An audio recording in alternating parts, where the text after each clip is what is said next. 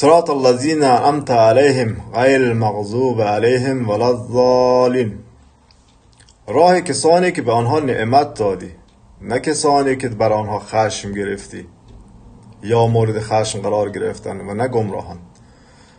قال رسول الله صلی الله علیه و آله، رسول خدا صلی الله علیه و آله در توضیحات این آیات شریفه و تفسیر آیات شریفه فرمودند: شیعة امیر المؤمنین علی ابن ابی طالب صلوات الله علیه الذین انعمت علیهم بولایت امیر المؤمنین علی ابن ابی طالب صلوات الله علیه.